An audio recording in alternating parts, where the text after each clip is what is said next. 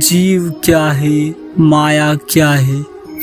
जीव और माया के बारे में श्री रामचरितमानस के अरण्य कांड में एक प्रसंग आया है कि जब भगवान श्री राम लक्ष्मण जी एवं सीता जी के साथ 14 वर्ष के वनवास के लिए दंडकारण्य में आए तो वहां उनकी पिता के मित्र गिरिधराज जटायु से भेंट हुई। उनके परामर्श से प्रभु पूर्ण कोटि बनाकर वहीं गोदावरी के किनारे रहने लगे। तब एक दिन की बात है, प्रभु श्री राम सुख से बैठे थे। उस समय लक्ष्मण जी ने उनसे माया और जीव के विषय में एक सच्चे जिज्ञासु की भांति छलहीन प्रश्न किया। लक्ष्मण जी ने प्रेम से पूछा कि हे प्रभु, जीव क्या है, माया क्या है। प्रभु श्री राम जी ने समझाकर कहा कि हे तात, मैं थोड़े में ही समझाकर कह देता हूँ, तुम मन चित्त और बुद्धि लगाकर सुनो। इंद्रियों के विषयों के और जहाँ तक मन जाता है वह सब माया है। जीव को माया ने ऐसा फंसा रखा है, यानी जीव को बंधन बना रखा है और जीव के साथ ग्रंथि डाल रखी है जो बहुत ही मुश्किल से खुलेगी और तब जीव स्वतंत्र हो पाएगा।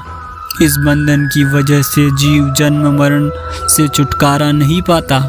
यह माया प्रभु जी की दासी है और वे जैसे नचाते हैं वैसे ही यह नाचती है।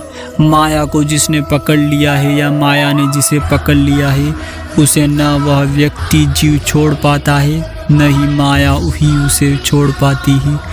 यह जीव माया के वशीभूत हो गया है।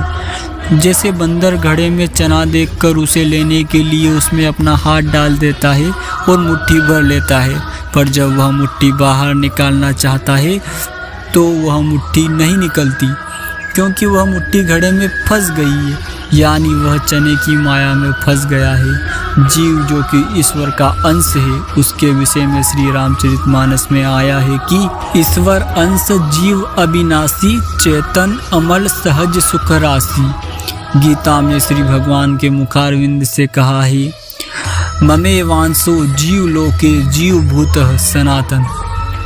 आत्मा परमात्मा का अंश है, परंतु प्रकृति के कार्य, शरीर, इंद्रिया, प्राण, मन आदि के साथ अपनी एकता मानकर वह जीव हो गया है। उसका वह जीवपना बनावटी है, वास्तविक नहीं। प्रभु जी जीव के साथ आत्मीयता रखते हैं, क्योंकि जीव को अपना ही अंश मानते हैं। वे कहते हैं कि जीव मेरा ही अंश है, उसमें प्रकृति का थोड़ा भी अंश नहीं है। जैसे सिंह का बच्चा भेड़ों में मिलकर अपने को भेड़ मान ले, वैसे जीव शरीर आदि से मिलकर अपने को चेतन रूप को भूल जाता है। यह जीव या परमात्मा बदलते नहीं है, पर यह शरीर बदलता रहता है। बचपन में कुछ और, जवानी में कुछ और, बुढ़ापे में कुछ और, पर ज्यों का त्यों रहता है। अतः साधक को कभी भी यह नहीं सोचना चाहिए कि जीव भी बदलता है। सपने अपने को प्रभु जी का मानकर प्रभु जी के चरणों में लगे रहना चाहिए। यह जीव सदा ही भगवान का है, यानी सनातन भगवान ने न तो जीव का त्याग ही किया, न कभी जीव से विमुख ही हुए।